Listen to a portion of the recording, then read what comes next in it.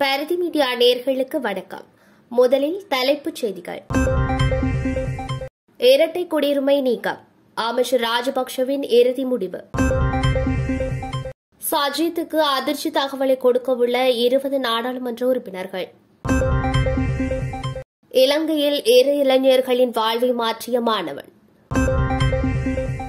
ஸ்ரீலங்கா ராணுவ தலைமைக்கு புதிய இறுக்கம். சிறுமியை வன்புணர்வு செய்த தாயின் காதலன், காவல்துறையினர் வெளியிட்ட திடுக்கிடும் தகவல். சர்ச்சைக்குள்ளான ரஷ்ய விமான விவகாரம், பகிரங்கமாக மன்னிப்பு கோரிய அமைச்சர். சிவகுமாரனின் நினைவேந்தலில் காவல்துறை அச்சுறுத்தல். விவசாயிகளுக்கான உரமானியம் தொடர்பில் இந்திய துணை தூதருக்கு அவசர கடிதம் அனுப்பிய ஸ்ரீதரன். 10 நாடாளுமன்ற உறுப்பினர்களுக்கு ஆப்பு. நெருக்கடியின் எதிரொலி, இந்திய திரைப்பிரபலங்களை நாடும் இலங்கை அரசு. சாணக்கியனின் குடும்பம் தொடர்பில் திடுக்கிடும் தகவல்கள், வெளியான ஆடியோ. இனி தொடர்பான விரிவான செய்திகளோடு.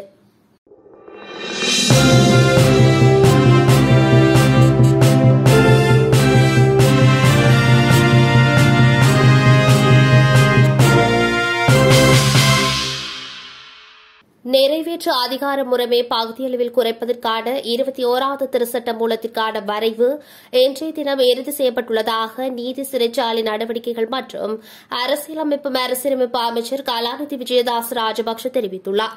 அத்துடன் இவ்வாறு செய்யப்படும் வரைவானது நாளை திங்கட்கிழமை நடைபெறவுள்ள அமைச்சரவை அமர்வில் சமர்ப்பிக்கப்பட உள்ளதாக குறிப்பிட்ட அவர், இரட்டை குடியுரிமை பெற்றவர்கள் பாராளுமன்றத்தினை பிரதிநிதித்துவப்படுத்துவதை தடுக்கும் ஏற்பாடு உள்வாங்கப்படும் என்றும் உறுதிபட தெரிவித்துள்ளார்.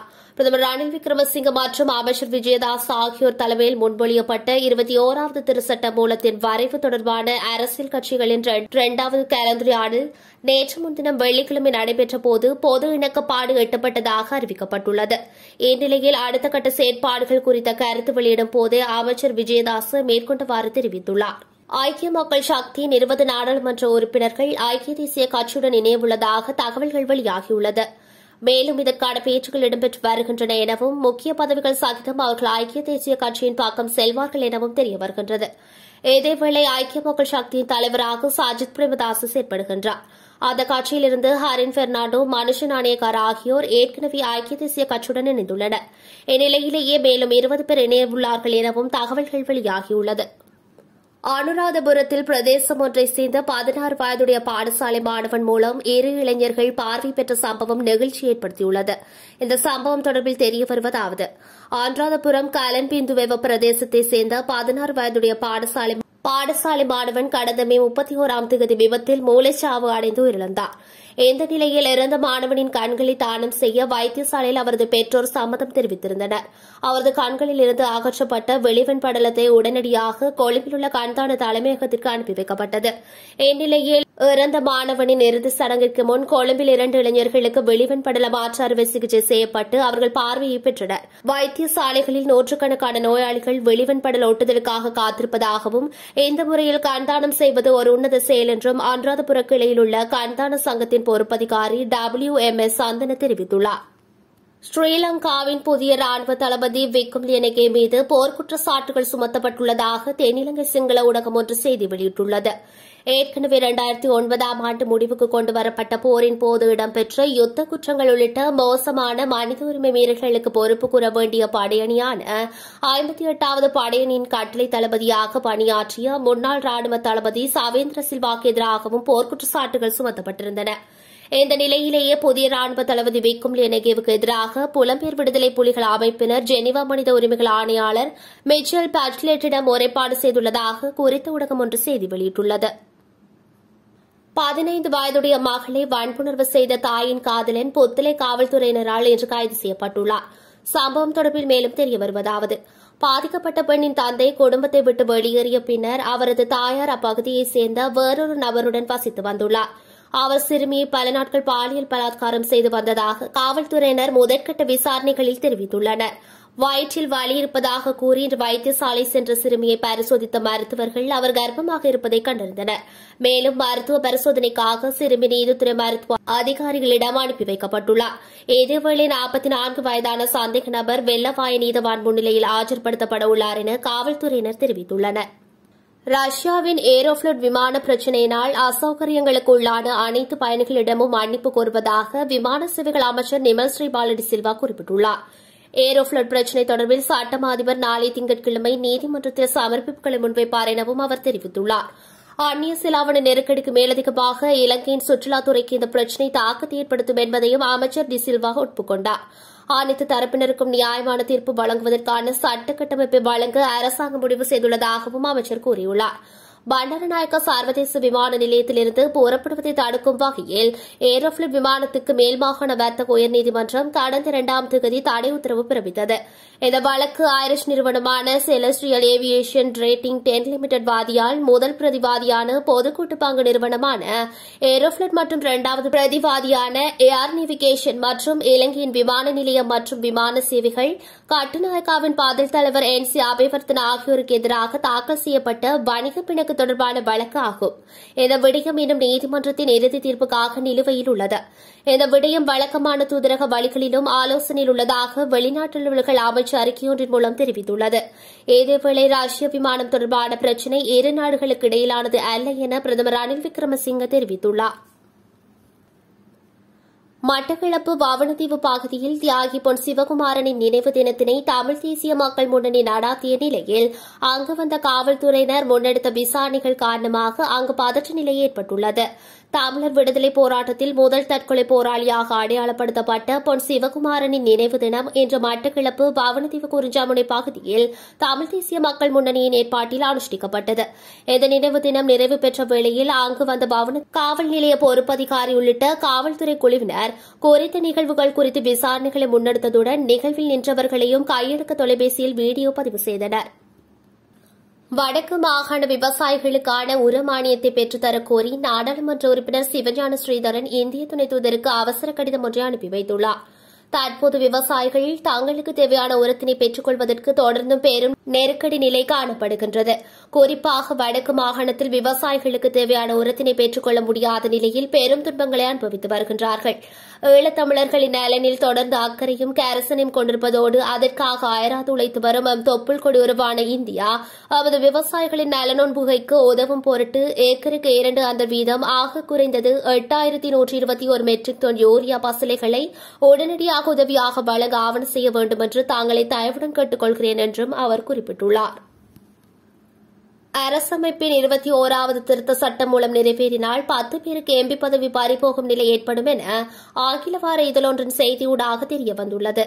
இதற்கமைய இரட்டை குடியுரிமையுடைய 10 அரசியல்வாதிகள் தற்போதைய நாடாளுமன்றத்தில் எம்பி பதவியை வகிக்கின்றனர் என குறித்த ஆங்கில வார இதழ் செய்தி வெளியிட்டுள்ளது.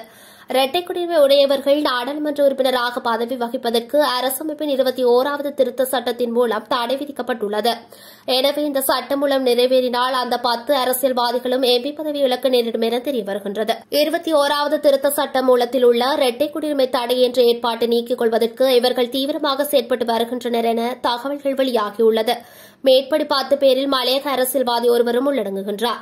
எனினும் விசா இன்றி இந்தியாவுக்கு செல்வதற்கான ஒரு ஏற்பாட்டை அவர் வைத்துள்ளார் எனவும் அது இரட்டை குடியுரிமை அல்ல எனவும் தெரிய வருகின்றது. எனவே 21வது திருத்த சட்டம் மூலம் நிறைவேறினாலும் அவரின் பதவிக்கு சிக்கல் ஏற்படாது என அந்த செய்தியில் சுட்டிக்காட்டப்பட்டுள்ளது. சுற்றுலாத்துறை அமைச்சர் ஹரின் பெர்னாண்டோ இந்திய திரைப்படத்துறை பிரமுகர்களை இன்று சந்தித்துள்ளார். இலங்கையில் சுற்றுலாத்துறை புத்துயிர் பெறுவதற்கான வழிகளை ஆராயும் முயற்சியில் அவர் இந்த சந்திப்பினை மேற்கொண்டுள்ளார். பிரபல இந்திய நடிகர் டினோ மோரியா மற்றும் நடிகை சித்ரங்கதா சிங் ஆகியோருடனேயே அமைச்சர் சந்திப்பை மேற்கொண்டுள்ளார். சுற்றுலாத்துறையை மேம்படுத்த கலந்துரையாடல் இவர்களது சந்திப்பின் போது இந்திய சுற்றுலா பயணிகளுக்காக சுற்றுலா தலமாக இலங்கையை மேம்படுத்துவதற்கான சாத்தியக்கூறுகள் குறித்து அமைச்சர் கலந்துரையாடியுள்ளார். இந்திய படங்களுக்கு இலங்கை ஒரு இடமாக பயன்படுத்துவதற்கான சாத்தியக்கூறுகள் குறித்தும் அவர் விவாதித்துள்ளார். மட்டக்களப்பு மாவட்ட முன்னாள் நாடாளுமன்ற உறுப்பினர் சீனித்தம்பி யோகேஸ்வரன் சாணக்கியனின் குடும்பம் தொடர்பில் பேசிய ஆடியோ ஒன்று வெளியாகி பரபரப்பை ஏற்படுத்தியுள்ளது. முன்னாள் நாடாளுமன்ற உறுப்பினர் யோகேஸ்வரன் நபரொருவரிடம் சாணக்கியனின் நாடாளுமன்றத்தில் நடிப்பதாக கூறியுள்ளார். குறித்த ஆடியோவில் சாணக்கியன் ஒரு சிங்களவர் எனவும் அவருடைய அம்மாவும் சிங்களவர் என்றும் தெரிவித்துள்ளார். குறித்த ஆடியோ இதோ. நம்ம சாணக்கியன் இருக்கிறாரு ஐயா, அவரு ஃபுல்லா நடிச்சு கொண்டிருக்கிறார். அவரு வந்து ஒரு சிங்கிள் ஆள். அவரு இப்ப அவருக்கு இல்ல நான் இப்ப வடிவா அழகா தெளிவுபடுத்திருக்கேன். இப்ப என்னடா பாராளுமன்ற உறுப்பினர்கள திருநூறு வச்சு தமிழ் தேசிய கூட பாராளுமன்றத்துக்கு போன உறுப்பினர் நீங்க மட்டும்தான். விளங்குதா ஐயா? அதால நம்ம சில விஷயங்களை மக்களுக்கு தெளிவுபடுத்தணும். அவர் வந்து ஒரு கிறிஸ்டியன் மெதடிஸ்ட், அவங்களோட அம்மா பரங்கி பொம்பளை, சிங்கள பரங்கி பொம்பளை. மற்றது அவங்களோட அப்பா வந்து அஸ்ரப் இருக்கிற காலத்துல முஸ்லீம் காங்கிரஸ் விளைஞ்சாங்க. அது எப்படி சொன்னா அவங்களோட குடும்பம் எல்லாம் ராசமாணிக்கம் அவர் செத்ததுக்கு பிறகு குடும்பம் எல்லாம் முஸ்லீம் காங்கிரஸோட இருந்தது. அவங்களோட அப்பா முஸ்லீம் காங்கிரஸுக்கு வேலை செய்தது. ராசமாணிக்கத்துல மச்சான் கொஞ்சாதிர தம்பி சக்கரவர்த்தி பேர் பாவாட்டி சொல்றேன். அவர் முஸ்லீம் காங்கிரஸ் மர சின்னத்துல எலெக்ஷன் கேட்டவர். ராசமாணிக்கத்துல மகள் ரமணி கேரியல் மனுஷோட எலெக்ஷன் கேட்டது. எல்லாம் முஸ்லீம் வாய்கோட தான் இருந்தது. இப்ப என்ன ஐயா நீங்க பாருங்களேன், இப்ப நம்மட இனத்துக்கு என்ன மட்டும் சொன்னா ஐயா, இப்ப நசீரா மட்டும் வந்து குரல் கொடுப்பானா, ஹிஸ்புல்லா வந்து குரல் கொடுப்பானா? இல்லையா ஐயா? இப்ப நீங்க தானே அதை யார் உணர்வணும்? மக்கள் தொகுதி மக்கள் வாக்களிக்க முதல் உணர்ந்திருக்க வேண்டும். ராசமாணிக்கத்துக்கு பிறகு அந்த மக்கள் அவங்களோட குடும்பமே உணர்ச்சியில இவன் நாடகம் வந்து எல்லாருக்கும் தெரியும். அவன் நடிகர் திலகம் நடிகர் ஐயா. இந்த சந்திரன் இருக்கி மட்டும் ஐயா அடுத்த எலெக்ஷன்ல அவர் வெள்ளையில ஐயா பட்டு மாவட்டத்தில் அதை நீங்கள் பொதுமக்கள் மத்தியில் எடுத்து அவருக்கு எதிராக ஒரு கோஷத்தை கொண்டு வரணும். கட்டாயம் ஐயா நீங்கதான் படிப்படுத்தணும். நான் ஒரு கட்சியில இருக்கிறதால அதுக்கு சம்பந்தமா ஒன்றும் செய்யலாம். நான் ஐயா நான் ஒரு கூலி தொழில் செய்கிறாள் ஐயா. நான் என்னடா எனக்கு தமிழண்டா உயிர் ஐயா. நான் உங்களோட கடும் பற்று என்னன்னு சொன்னா உங்களோட எனக்கு விருப்பம் என்னன்னு சொன்னா நீங்க திருநூறு சாத்தி விபூதி சாத்தி சோறுமான சின்ன விபூதியோட நீங்க பாராளுமன்றத்துக்கு போன ஒரே ஒரு தமிழ் சொன்னால் நீங்க மட்டும் தான். மகேஸ்வரன் முன்னால் இருந்த மகேஸ்வரன் விஜயலாட வைஃப் ஹஸ்பண்ட் மகேஸ்வரன் அவரு. அதுக்கு பிறகு நீங்க திருநூறோட போன மற்ற இவ்வளவு பேர் பார்லிமெண்ட்டுக்கு போயிட்டு அங்கே ஒருத்தர் விபூதி சாத்திட்டு போகல பார்லிமெண்ட்டுக்கு. நம்ம நீங்க ஒண்ணு யோசிக்காங்க. நம்ம ஓகே ஓகே ஓகே ஐயா